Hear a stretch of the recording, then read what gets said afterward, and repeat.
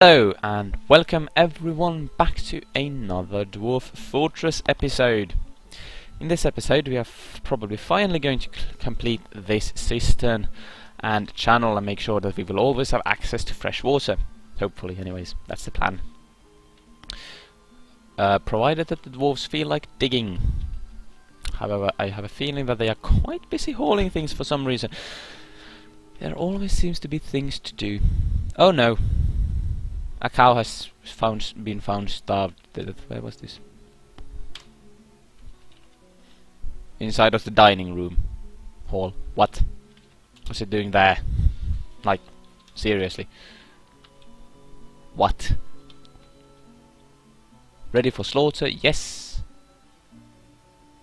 Wait, that's the animal. Sorry. Oops. So hopefully someone will move the dead cow from the dining hall before it starts generating miasma and unhappy thoughts. I think it is... yay, they have a party, that's nice. But I think it is now time to put our dwarves back to miners back to full-time mining, so that we can actually get this channel done sometime today. Or during this video anyways, hopefully. There we go. Yay, we got more migrants. That's brilliant, really. Because that means that we will get more work done faster. So I'm going to let them all get into the screen. Then I'm going to go to Dwarf Therapist and check out how many they are. The idler number is going quite a lot up, so I believe that there might be quite a few of them. Of course they're digging out the rooms now. But, okay, now, 16 idlers, there should be a big migration wave, okay. Let's see, read dwarfs. Oh my god, we got 16 new dwarfs. No miners, sure. Woodcraft. Quite sparingly with talent, isn't it? Going to put that on there. Why not? A few more farmers couldn't hurt. These could probably be farmers. Fishermen, fishermen, fishermen. Oh, that's a good farmer. I'm going to turn all things off. Here we go. I'm going to make this a person that does these things, because no one else does them. So we might as well do a little bit of everything here. There we go. She's making all these weird things. There we go. And commit. So now I have 31 dwarves. That's brilliant, really. Okay. So hopefully some of our dwarves will start mining that out. What is that? A badger boar. Sure, hopefully it doesn't make any trouble. It doesn't seem to be willing. Good. So these dwarves are going to come in, bring their stuff down into a bedroom, settle in, maybe oh no. The tortoise, a cock, Siminasti has come, a large tortoise twisted into humanoid form. It is crazed for blood and flesh, its eyes glow green, its charcoal scales are jagged and close set. Now you will know why you fear the night. So, it is this animal right here. As you can see, looks really evil if you look. I don't know if you can see it, but it looks really evil. And this is usually bad, because this means that you have a others, maybe? Yeah, there you go, berserk. So you can choose to ignore it. I don't recommend that option. You can close the door and make sure that everyone is inside. I recommend that. Or you can go out with your militia. I don't recommend that either. Now the problem is that we have an 11 caravan at the moment, which is not brilliant. But if we manage to build an airlock here, we might be able to let out the elves to fight the thing, clearing our problems, and that might work. I believe that first of all, now we need burrows, which is actually something that you can assign your dwarves into a burrow, meaning that the dwarves will stay inside it whenever you command them to, thus making sure that they are not outside when these things happen. And let's see, currently painting, yes. Let's do that. Let's not do that.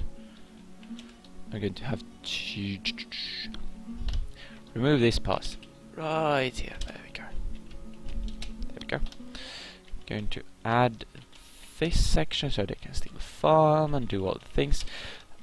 I am not actually sure how it works if you happen to accidentally designate a space that is not accessible through only a burrow zone. It might work, maybe. I'm not sure, I haven't tried it. I'm not going to start now, I don't think. Going to just designate the whole inner side of the fortress as safe, meaning the dwarves will be allowed to move around freely inside of the fortress then, but you get the point. Meaning that our channel will not be completed yet, which is brilliant. So, go back, and now we shall see add citizens. I believe that I can make sure that everyone is in here anyways. Okay, so now we want to go to militia screen, alerts. So, currently inactive. So what we need is we need a new alert, and it shall be called danger. So we are going to, let's see here, how do you do this? Wait, no? Yes, this is how you do it. So we're going to restrict them to that. So what you do is you pick an alert here, inactive, active, training, so on. I'm going to pick danger. You're going to click safe, meaning that they are going to be restricted to the safe burrow, whilst danger is in action. This civilian alert means that whenever you sound the alarm here, everyone is going to go into burrows. You can later assign squads to a specific alert, meaning that they will go put on armor and weapons whenever you sound the alarm. But for now it is fine to just have the dwarves be confined into the mountain. This is why we have this thing, and hopefully everyone will be able to make it inside. I'm going to try and track this animal. There it is. So it is currently fighting a animal. No, water buffalo! Meh, that's life. Also, before I forget, I'm going to make sure that these have all the things that they should. Kitten, bunny, yes, calf, fuel, yes. Everything in here, just both kit, yep. So, whenever the alarm is lifted, they are going to go there. And the animals, that is. So, hopefully that is everyone. Hopefully. This also means that they will now get actually things done inside of the fortress. So he's there. Wait, what? Has transformed into a human. Okay, that is interesting. That has never happened to me before. Okay. And he's even friendly. Okay. In that case, I will lift the alarm and allow them to go about their business. That's actually never happened. That's quite interesting. So, normally people only become interrupted by human.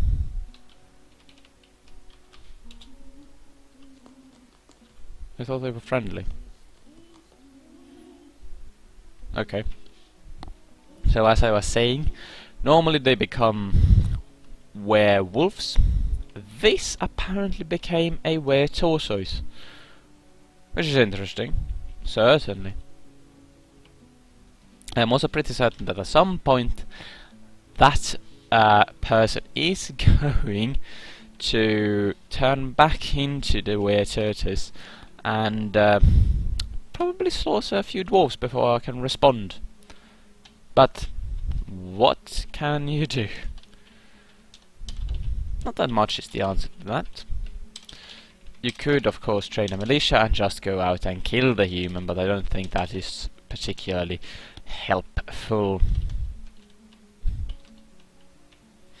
Just going to let him be for now. What damage could he do in before he smashes everything? No, but it should be fine. It should be absolutely fine. Yep. Can someone please go there and dig those things out? I know you're busy with the sleeping area and so on, but someone please go there. It's the mining job, I am sure of this, that should be quite. What are they going there for? Well, we're starting to have a lot of drinks anyways, that's good, and we still have fruits and vegetables and so on. So we won't starve, and we have fish, we bring in quite a good amount of fish, and they can't hunt because they don't have ammunition. Meaning we need ammunition. So we shall go to the craftsworth shop, make from rock. I cannot make from rock, from wood. Bolts. Dwarves are cool. They do not use what are they called? Bows. They use crossbows. So therefore you need bolts. Because naturally, I can actually make bone bolts. Like that. Nope, not that way. And I'm actually going to suspend the, or destroy the wood bolt thing, because we need the wood, quite frankly. So now we have smelters done, and this one is suspended for some reason. So, our clothier shop still needs tanning for some reason. Don't I have a tanner? I do. I have the exact precise number of 2, so that should be more than plenty. But smelting, yes. So smelting, I'm going to go to the smelter, add smelt native gold ore, meaning we are going to get gold bars. Yep, do that. They are going to take charcoal, and they are going to take what's it called? The native gold, obviously, and they are going to create a bar of gold from it. This is why you need charcoal, and this is why it will probably run out rather quickly. Will someone please go and dig those 2 or 4 tiles out? The miners aren't even doing anything at the moment. Oh, now they're going. As you can see, it is blinking. Metalsmith's Forge was built. Great, brilliant, meaning we can start creating metal objects. Now, if I remember correctly, you actually need charcoal for that as well, because you need to heat up the metal and bang it into shape and so on. Okay, so let's see what's happened. Nothing. Of course not yet. So... oh yeah, just blue. Yeah, of course.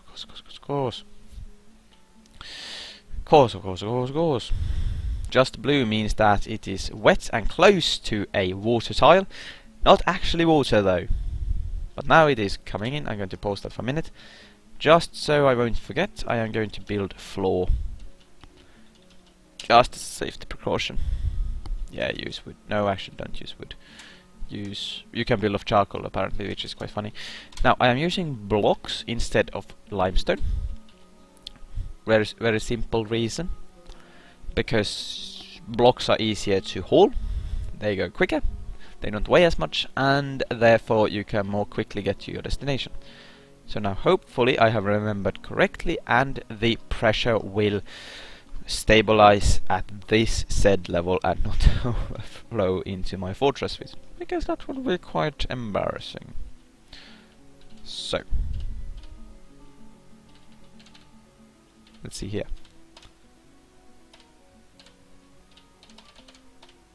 Here, okay. I'm going to channel here. Actually, no, I won't channel there. I will channel here and here, and make a room. The room and room, but I'm going to create this sort of thing, anyways, like that. Is that symmetrical? Nope. Is it now? No. Okay. I'm going to create two wells that I place right here and right there. This is going to bug me, so I'm going to remove one more here. Dig that, channel that. There we go. There we go. Okay. So then I can build the wells there, and the dwarves will be able to have access to drinking water. What I can probably do then is build, in conjunction to this water, build a sick bay or medical ward, because you need that once you start going into combat. And the human left. And if you don't have this, the dwarves will probably start dying, and if you don't have quick access to water from your hospital, then, well, as you might imagine, what are they called now? Infections are really fun. Or actually not at all. You want access to water so you can clean, and soap, because you clean infections with soap, remember that. Okay, so well is L. I'm going to place one here. Oh, and you also need a lot of things for a well. You need a block, you need a rope and buckets, and also a mechanism, as you saw there. So they are not easy to construct, but they are worth it. Also, what's really nice about them is that if you happen to have your water multiple Z levels below, like say for instance 5 or something, then you can, and there is some dwarf there trying to get water, you can see the bucket descending those 5 Z levels, and you can follow it, and you can see the rope in between. And you can have grates in the way, those don't actually stop the bucket, which is nice. But it's a nice touch, I feel, to add that. I at least like it. So that's something. But as long as you have water below, you can, and probably should, put a well above, just so the dwarves will always have access to water. Also, I think it's time to create a few more beds. And we have started getting wood, that is awesome. There's still a little bit out here. We need more. Because who knows when we'll be attacked by a weird tiger or whatever next time. Am I also creating barrels? Yes, I'm creating barrels. No, I'm actually not, because of reasons. So job and manager go here. So barrel wood. I think there's the limit of 30 or something. Let's check by that. Yes, 30 is the limit. Wooden bin. I'll make 30 of them. There you go. So now I use the manager view just instead of going here and individually clicking all of these. Either way works, and once your fortress starts growing, you will want to use the manager view, trust me. So can I build another well? I can indeed. There we go. So that's nice. Ooh, someone has been possessed. Now you might think this is bad, but it is actually very good.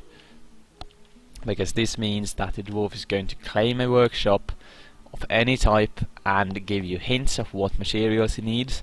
Then he's going to create a legendary artifact made of that item. Also, for some reason, no one has cleaned out the kitchen. Oh well. Some miasma you can take. Whatever, I need doors there right about now. Anyways, and when the artifact is created, you can find it from its from its own little view out here, and it's a good thing because then you can also rotten chopped badger.